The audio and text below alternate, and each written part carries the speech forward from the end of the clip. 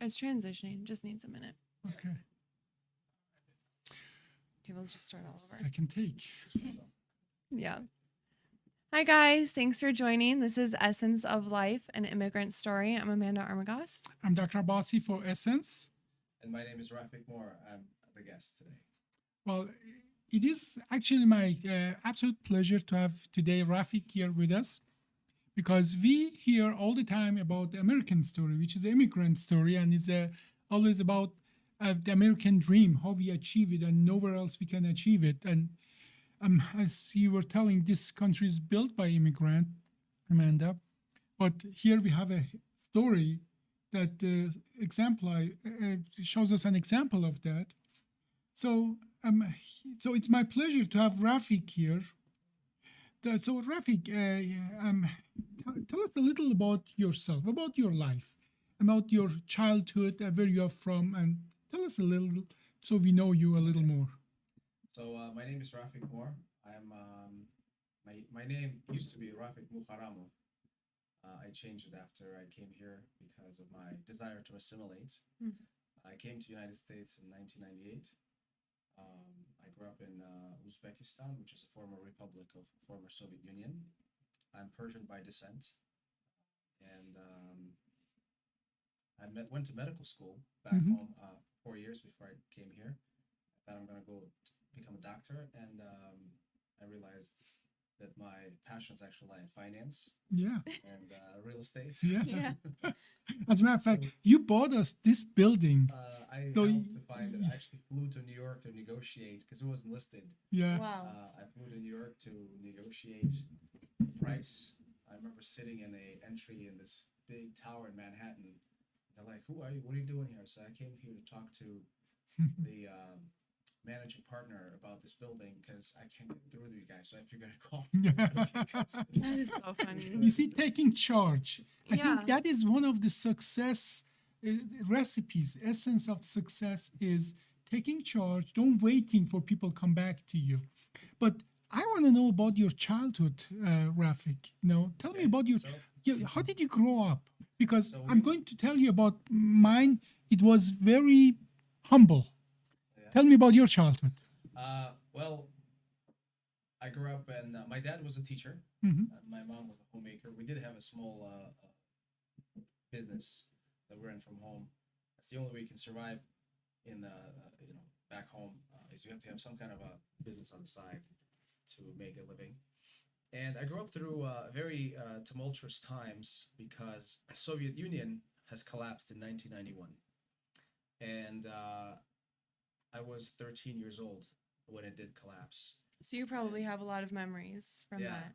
Yeah, so bread lines and I mean the entire system collapsed in front of my eyes, and unemployment went up to, you hear the stories about Venezuela. Basically, we were living in Venezuela, Mm-hmm.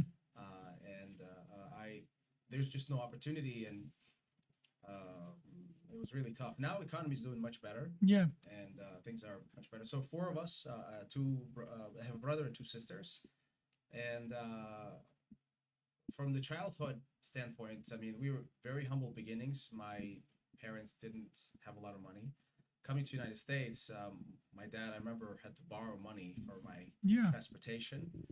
And I felt so bad that as soon as I came, I tried to get a job and Yeah. I sent But the money. I want to be in the life of Rafik, 13 years old, Yeah. in that tumultuous time that you see your parents are struggling, the society collapsing around you. There are long lines to just get bread.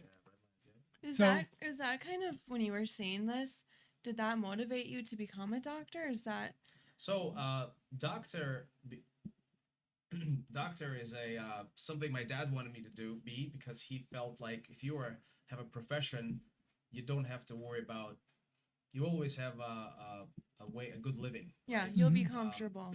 Comfortable. secure. But on another hand, I always was sort of forced to go to a bazaar to market to sell and to basically be an entrepreneur. So while Yeah.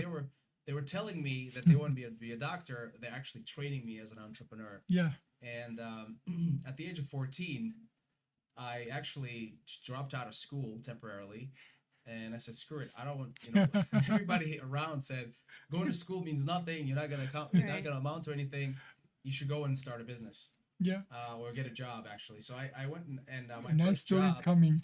my first job at 14 was kneading bread. I remember I made something like $30 a month. Yeah. It's crazy, but it sort of forced the independence. It was very. I remember it was just very little money, but You probably after working there for 2 months, my uncle from the city. We grew up. I grew up in a small town. My uncle from the city came and sort of yelled at my mom and said, "What's wrong with you guys? He's very smart. He does really well in school. You should force him to go to school. Don't let him be this worker guy." Hmm. And he took me under his wing, and I went and graduated from high school in a city. Okay. So that was another Yeah. side of my evolution. Yeah, it's a From big a change. Village Small boy town. to yeah. But I think I had a similar thing that I went to a factory where I put the children toys together. Mhm. Just 2 weeks into that, just to earn money, I knew I will not do that for the rest of my life. I have to be doing something more because that is not going to be me for the rest of my life working in a factory. Mhm. So I think this negative kind of experiences that we have shape us. Oh, definitely. It teaches you value, Yeah, the value of time and the value of money. yeah. Yeah. But more than that, when in the absence of opportunity, you're forced to do whatever is available. Hmm. And then you come to this amazing, glorious country, and there's so much opportunity for everyone. And at first, when I came to the United States, I had a full-time job. I started a business. I was going to school full-time, and I was so rapaciously pursuing opportunities that I was just busy all the time. It was What crazy. age were you when you knew you're going to come to US? I came to United States when I was 20. So But or when did you 19. know? With 19, 19. you knew you're going to come Yeah. here. Before that, what was your idea or picture of America you had in your mind? I mean, everybody knows America. But Well, what did you think this country is So- before that? in third world countries, everywhere in the world, at least where you have access to internet nowadays or TV or Mhm. America is ultimately the world of um, the country of opportunity Mhm. is how it's known. So everybody all around the world wants to come here because of the freedoms of your ultimate ability to self-actualize. Hmm. And to me, at 14, I decided I want to go to America. And everyone's like, what are you talking about? 14, yeah. Only like rich people, only people with a lot of resources can go to America. And you have no chance. Yeah. And I remember people thought I'm crazy, but I would just So- learn English. Yeah. So you Or were like- 13. At home. At home, Yeah. I picked up a book and I just started learning English. And It is funny because I was as well 13 when I knew I'm going to come to America. But I wanted to come to America, but I made a stop in Germany. But as well, I started learning English, and I would speak only English with everybody, Yeah. and it would drive them mad. Yeah. And I I can don't want to. imagine. I'm happy there is not a record of that how I was speaking English then, because you, guys think my don't English see, is but there's bad people now. Off camera. You think my English is bad now? It's Imagine. now your English, just your typing. Yeah. So 13, you have this ambition. Everybody says it's crazy, and that I think another essence of success that you have aims that is crazy for other people, Yeah. for your peers. You have ambition that is your surrounding cannot even wrap their head around it. So you think you're coming here, you start learning English, but with 19, it's going to happen. Yeah. Tell me about that process. It cannot have been an easy process because people think people just come here and, unfortunately, there are a segment of the population here that they think we are just coming and eating for free. We have a free lunch here. But tell me about the process. How was that process of actual coming to America? So to me, I got lucky. I met a Peace Corps volunteers. There's a bunch of them. We became friends. I had when I was a medical student, Mhm. I started a English speaking club, which was cool at the time. Everybody wanted to learn English, and so one of them invited me to the United States, and I came on a visitor visa, Mm-hmm. and then effectively I was able to stay and get my immigration status. Yeah. So, Now, what were you thought when you came here? What do you thought? This is what I thought it is, and what was just the opposite from your experience? This is not what I thought it is. Can you well, first I experience? definitely had a culture shock. Nobody speaks your language. All of a sudden, you are not. It's sort of. I know I recognize that was all in my head, but I started feeling like a second class citizen. Yeah. I never thought I'm a colored person. I've always thought I'm just a regular guy, right? You come here and now you are not a regular. Uh, there's a categories of people almost here, Yeah. and Where and was I it? realized May I ask where you came to? Where I was came that? to St. Paul. St. Paul. St. Paul. Okay. St. Okay. Paul. So I looked for a job for 2 months and I couldn't find it. I was getting really frustrated about not being able to get a job. But within 2 months, I got a job and I found JCC, Jewish Community Center, which was In St. Louis in Park. St. Louis Park. Yeah. I used to go there. Yeah. So my people that worked there were from Russia and they spoke Russian, and my first language is Russian. So we hit it off very quickly, and I was basically a transportation driver, ambulatory Mm-hmm. driver. I drove, I translated for older, citizens who didn't speak English, and I translated for them. So that was my first job. And a year after, I was determined to graduate from college. For somehow, education, I'm sure it's the same way in your family. Mm-hmm. It's ingrained into your mind that if you if you don't graduate from school, you are basically a failure. Mm-hmm. Even though I graduated from University of Minnesota, because I didn't graduate from a medical school, I had these dreams of being a complete failure for like years. But Nightmares. Yeah. well, yeah, it's Sounds like like everybody graduated. All my classmates have Yeah. doctors, and I'm not a doctor. You were feeling I shame felt- almost. Yeah, so my parents couldn't believe that I became a finance person. A doctor is such a glorious profession, and what is finance person? What do finance people do anyway? Yeah, well, Right. Anybody can well, count money. Still. they don't know America because Yeah, in that's America, the most smart people actually for the last 100 years, don't become engineers or doctors. They become actually finance because the opportunities there are even more. Now, for that reason, we are so short of lawyers. I'm sorry, so short of doctors here in this country because most of our smart people here, they don't want to become a doctor. They wanted to go to, Not anymore because yeah. the becoming a doctor is so arduous and so expensive. I And- could not go to medical school because throughout, like, I don't have any support system. I come here and I had to go to full time, and go to and have a full time job. Right Mhm. now, I have an 18-year-old daughter, Julie, and she wants to go to college, and the idea of her like supporting herself is so crazy out there. It's impossible Mhm. for her to even comprehend that It's a lot. possibility. And I'm like, dude, I did it. You should be able to do it. So of course I will pay for her education and I'll support her. But Yeah, education is very expensive here. but And- then on top of it, you got to pay for your way. You got to live on something, Yeah, right? yeah. Dorm and whatever. But no, I'll How tell was you it this. for you? How was it for you? The combination of working and studying and so on, because that cannot be easy. Because I feel like human mind is such that when you get used to it, it just becomes a norm. But what I realize is that it served me very well because when you have full time school and then you go to work, you get used to these long days and you're productive. And after graduating from college and getting a job, I naturally started a business right away. Mhm. And so I work, I come from school, I come from work, and then I work on my business. What was your And business? I graduated with a degree in finance in December of 2001, right after 9/11. So the finance industry was decimated, Mm-hmm. and I got a job as a lending underwriter for credit Mhm. analyst at a bank.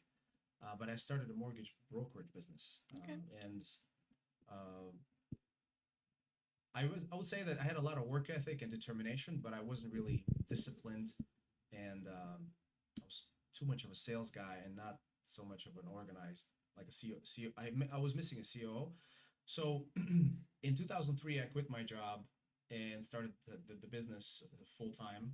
And by 2006 or seven, we had 100 people working for us and Hmm. four branches. One in Arizona, we had a branch, and we had license in Miami and Florida. So let me sum it up. You come to US in 98. 1998, and in 2007, you're employing 100 people. 2005. 2005. So within 7 years, you're creating 100 jobs. Well, That is, if that's not amazing, it's not that I created the jobs. I just hired people. well, that is the You definition had of job opening. it is too humble. But and that is just and as a matter of fact, the statistic is out there for this. Lots of immigrants when they come here, they create a lot of new jobs, a lot of new opportunities, and many of these people who come here, they have gone through a lots of difficulties. These are the most motivated. Those people Well, who aren't motivated here- stayed back in Iran, in Tehran. So Didn't that's come what over. I'm trying to say. Yeah. The biggest thing that you realize is that when people come here, most of the time, best of the best come from the standpoint of their IQ, determination, because people are people. All the people are the same. Mhm. Yeah, Then you get people that are very motivated, driven, and active, and those people tend to gravitate towards coming here, and so you essentially pick up a lot of very motivated, driven people, and I think that's definitely what propels America forward. I and agree. the statistic actually does show and again, you're absolutely right. If you check all the cultures, all the countries, more or less, we are all the same. But if you put barrier to achieve a goal, obviously people who will overcome that barrier must be hardest working, must be more intelligent, must be more motivated, because again, those people who weren't, they didn't have the ambition They wouldn't to come take over. the steps It necessary. is not easy to come and survive and thrive here. Different language. You don't Yeah. know anybody. Yeah, just alone learning a new language, that is a huge barrier for many people. Okay, now, so in 2000 you come, you start this, and then what exactly how did you decide to become a commercial real estate? Is that what the business is, right? Yes. How did you decide to do that and not something else, like a stockbroker? So I felt like I'm the most unlucky person I've ever walked on this planet. Because I graduate, come to America, I don't have any money. My friends are traveling the world. I mean, you go into finance class, all these guys are like, their fathers own multi-million-dollar empires, Yeah. right? Do you have siblings? I have siblings, yeah. Okay. I have two siblings, two sisters back home, and my brother lives here now. Mhm. Anyhow, so You're so I gotta feeling go to work. lonely. No, it's not that I'm lonely. I'm just don't have any money. I gotta go work, and these guys are playing. I gotta go work, and these guys are traveling the world. I'm like, what the hell? And then I graduated with a degree in finance in December of 2001. I wanted to be a stockbroker. They said you're gonna make so much money, and I go and New York is decimated with 9/11. Nobody's hiring, so I'm graduating my first job out of college, which you're supposed to get $60,000 a year. Of course, they train you. You got to go to college and then you get a job and you make $60,000, which is great. Before that I was making $18 an hour.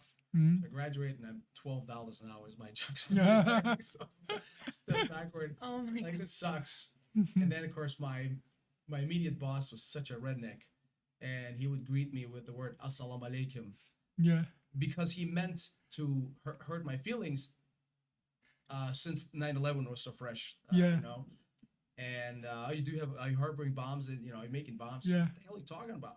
Yeah. People still make those jokes about us. Yeah, and we're not even Arabs.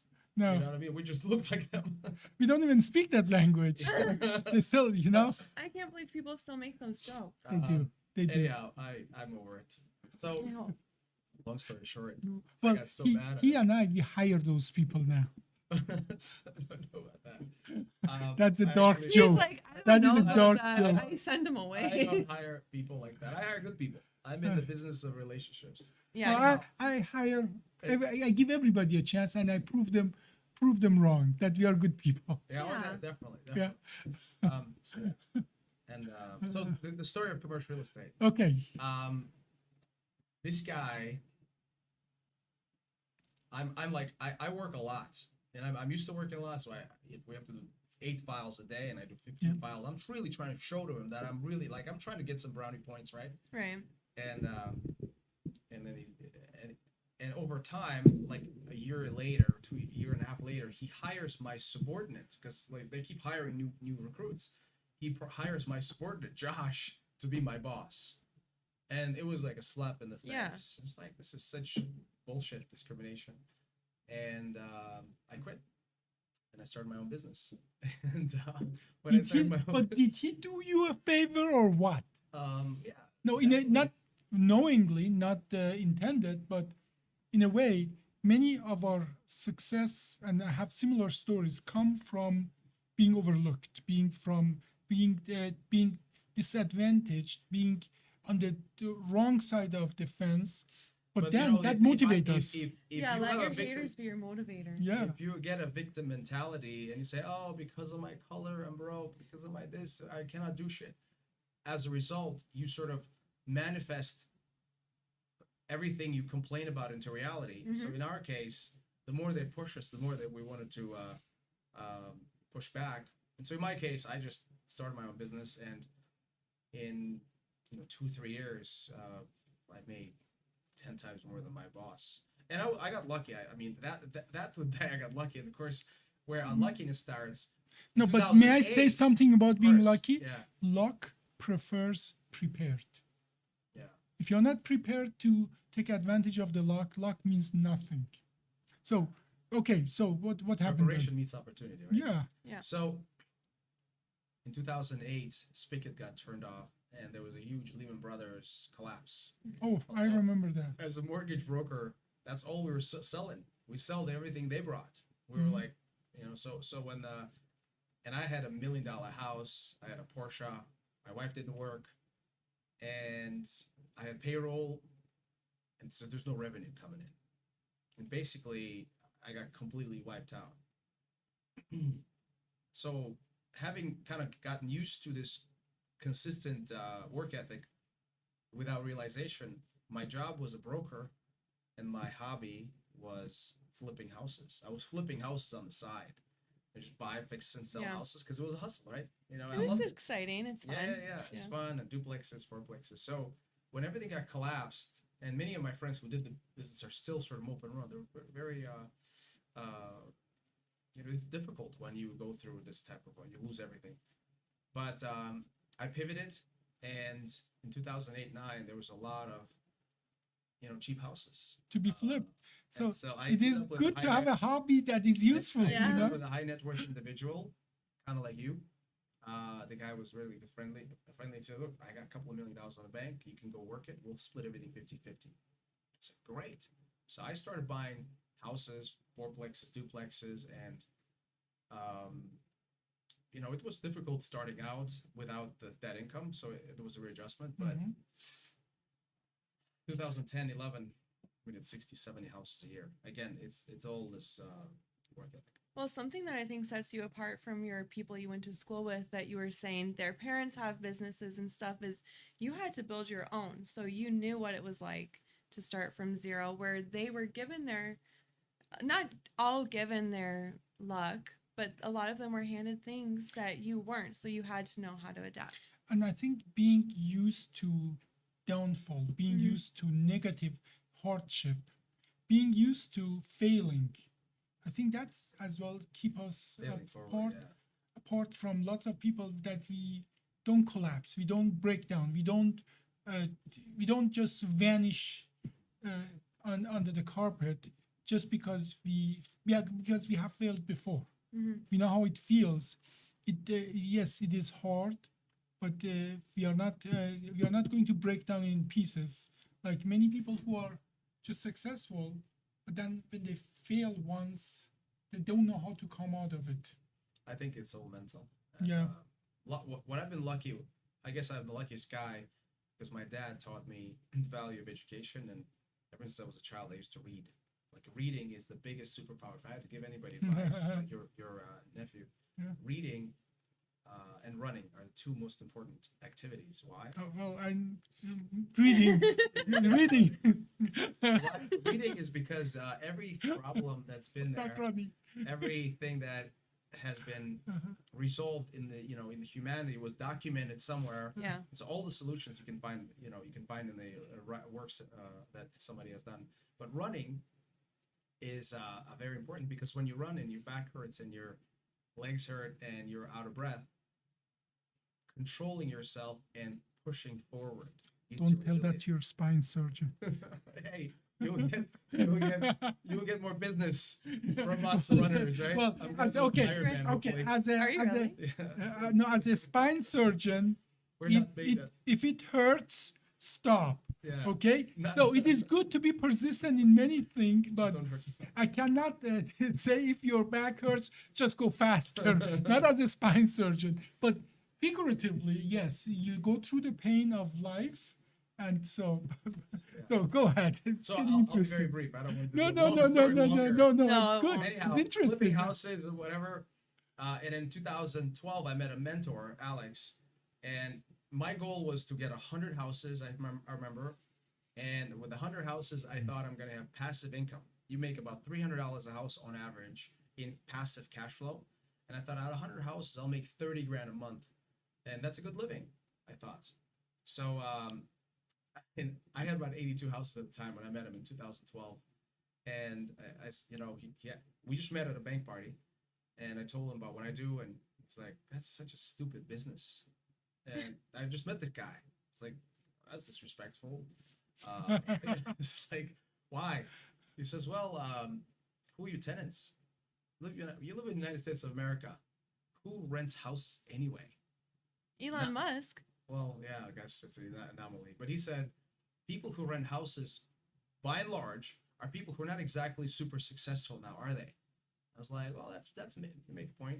So look at my tenants. All of my tenants are CEOs. All of my tenants are entrepreneurs who run their businesses, and I only buy industrial assets or retail assets. So I don't have to wake up after hours and clean, and fix toilets. I don't have to work on weekends because they don't work on weekends. It's businesses. And so it kind of made sense. But I said, well, look, it's easy for you to say you're mature. I mean, he's about 20 years older than me. I said, you have a lot of money.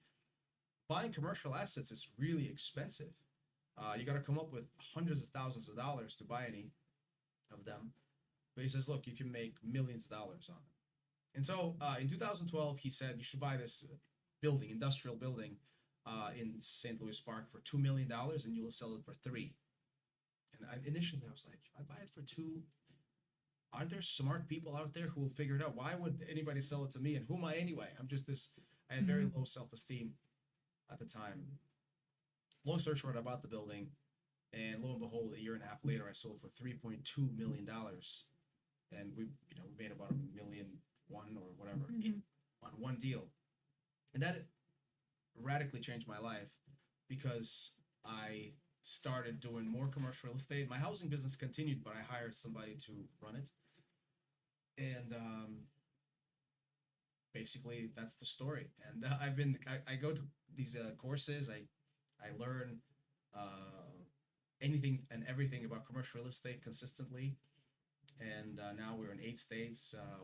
Buy buildings. We're buying a 500,000 square foot building right now, and it's just it's another challenge. But mainly, our whole business is about adding value to buildings, adding value communities, adding value to tenants, and so as a result, we have a lot of goodwill. We're not very we added value to you Yeah. on this Well, building.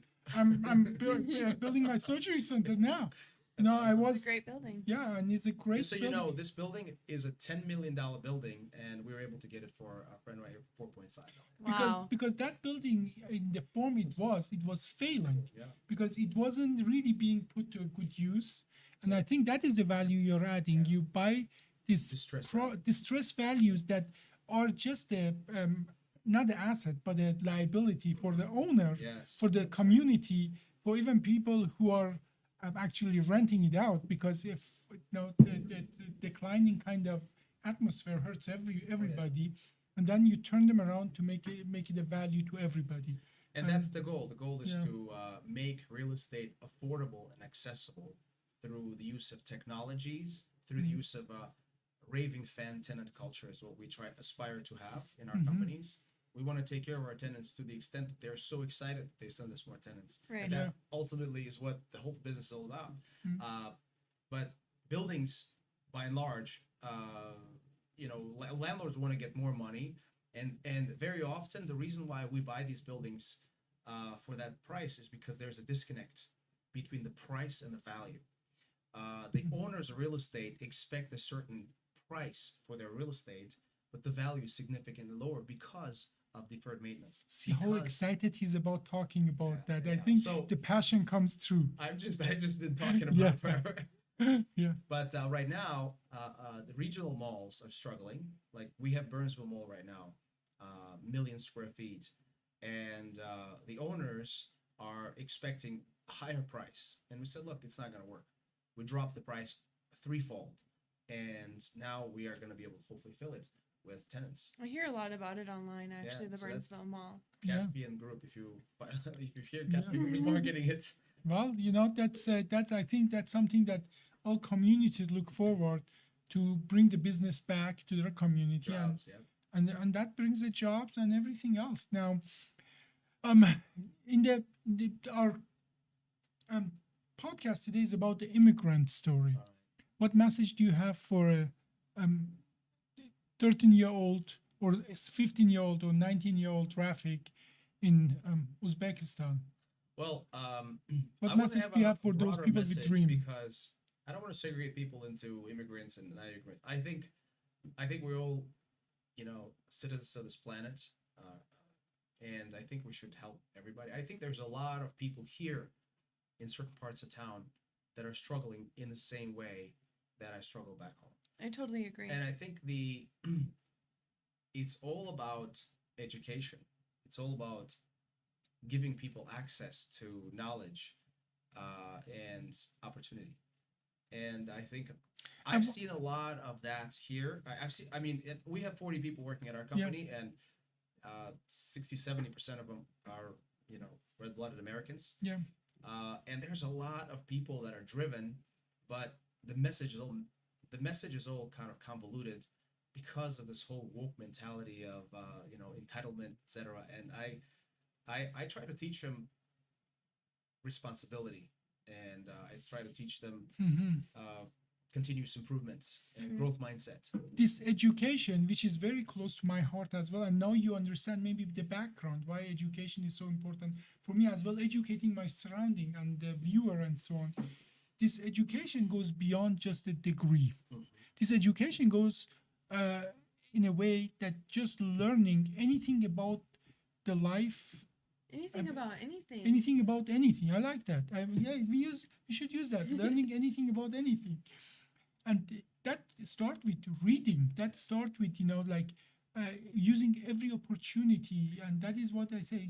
Don't let a learning opportunity go to waste ever. And I think that distinguishes you. I think That's right. also acting on your desires and acting on Believing in yourself. Yeah, believing in yourself. And one thing that he talks about a lot is fixing a $10 toaster costs him, like in his hours, thousands of dollars, but in knowledge you gain a lot. And that knowledge is transferable. That is what it is. It is the beauty of the learning process is that knowledge can be transferred to new opportunities and to other people. And we were just talking about it the last podcast that another surgeon goes and does a surgery in 7 hours, and I do that surgery in 35 minutes. I can be proud of that, but that's not the point for me. What I'm proud of that I can pass that knowledge to another surgeon to do the same good job in 1/10 of the experience that they would get if they would do it by their own. I can package that knowledge and pass it on, and that is what makes we live better than our parents because of that. And I think that is truly And that's value great. of learning. I Yeah. really like ever since I've been around you guys since you bought the building, I've come to these presentations. So I'm a true believer, and every time somebody complains about back and or neck pain, I always say, don't listen to anybody. Go to Dr. Abbasi. Yeah. Even my mother.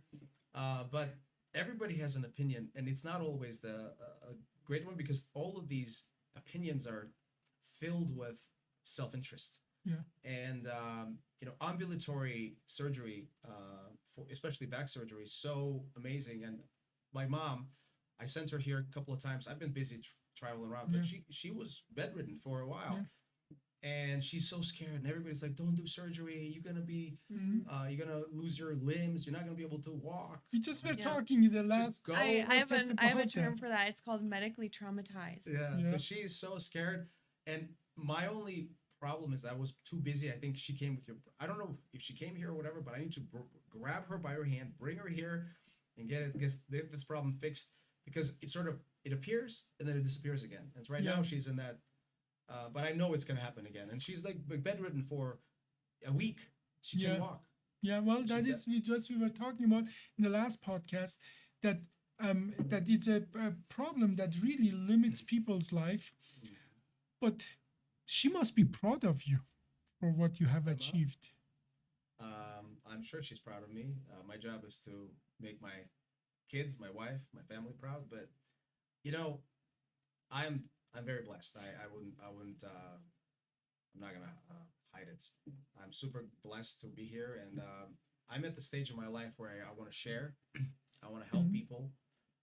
I sort of redefined my purpose to help, inspire, and influence others to achieve their highest potential in real estate or in life. So now I was telling you, I sort of what's your future? It started learning about, like, I'm training for Ironman. I installed a cold plunge in my house because I really want to embrace like healthy lifestyle. Yeah. Good for you. You should come over. It's about cold 40 plunge. degrees. Well, So many benefits. It will make you younger. It will literally make you younger. Yeah, I hear a lot about that. I have a Boost your testosterone. I have a lake in front of my house. That's what I was laughing at too. I'm like, we can step outside if you want to see 40 degrees. So it is Minnesota. You just have to go to your front yard. Open You the get window.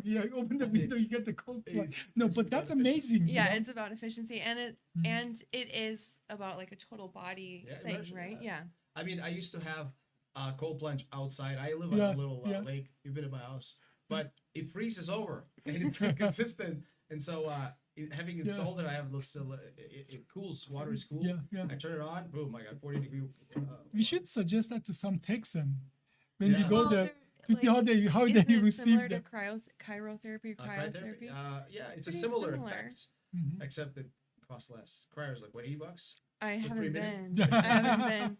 But I hear about it online a lot. Yeah. Like a Oh, lot it's of a big fad now. influencers, models. What's the best way to influence other people positively? Now that you are here, you have that success story. What would you? How do you want to share it with other people? What do you So want them to know? I do it now through our business. We empower people.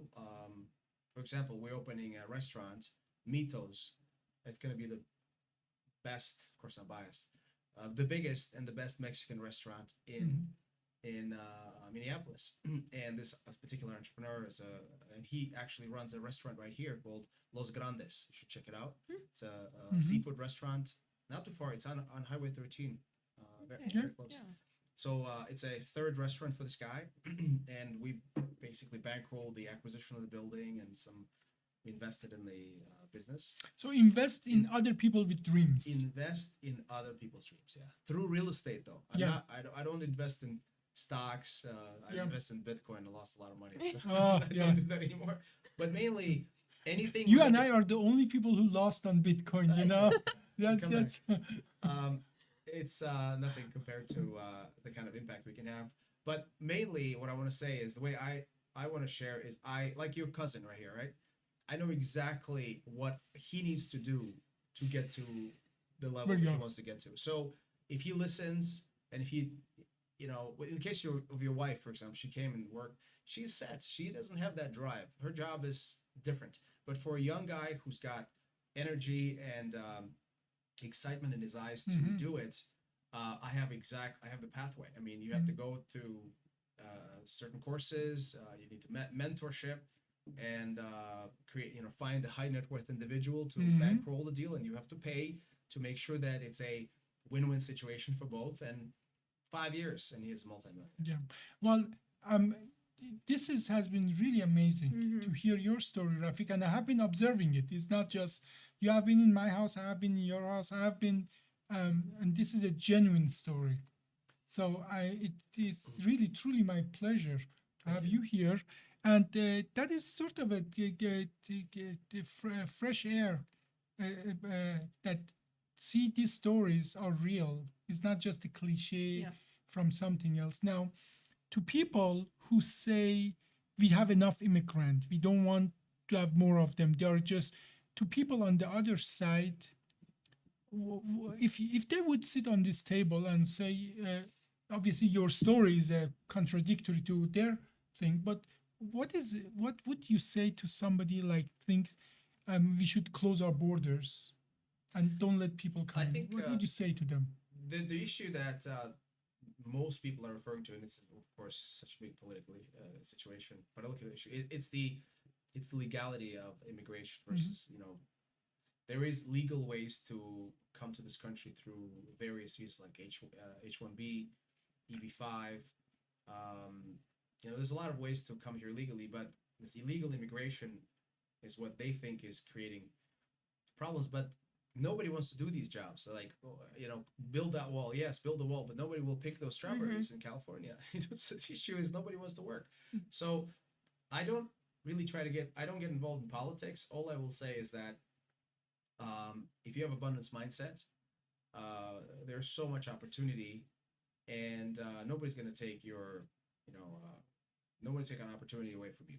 I feel like Well, there's enough for everyone. but And this is would be sad. Somebody who doesn't speak the language, who um, has no legal status, doesn't have all your privileges. If that person is able to take your job, I think we can do much better than that. As you said, there's two paths to get here, and obviously the legal one is that brings people like you and I here. But if you talk to the farmers in California or Texas, ask them what they want. They want those people in oh, because exactly. Because without them they collapse. Without that workforce, So they again, collapse. I would. I'm not a politician, And we don't endorse anybody in this yes, here. but from the standpoint of it's all in the mindset, really. I truly believe, and I have a lot of stories and anecdotes of how this country has been impacted positively through immigration. Mm. I think people who are against immigration are uneducated and bitter about everything else. Well, Yeah. as we So- said right in the beginning, the country was built by immigrants. I'm sure So- your grandpa is an immigrant or your great grandpa. My grandpa did homestead in Nebraska, so Yeah. he wasn't. Yeah. Yeah, see? Yeah. So and this is as well your story and my story, but lots of people share that with us. So um, as this is one of our last podcasts of the year, so It is that our last podcast of the year. yes, it Tomorrow. is. Our next one's on the 2nd. Okay, so and I'm happy to close it with this story, and it's time, Amanda, to say our goodbyes to 2022. Thank you guys for everything. We've Well- really had a joyful year. And and it's our pleasure to share stories with you that enrich your story. For Essence, I'm Dr. Abbasi. I'm Amanda Armagost. Thank you for having me. It was great. My name is Rafik Moore. Thank you very much Thanks, for guys. watching us. Be safe.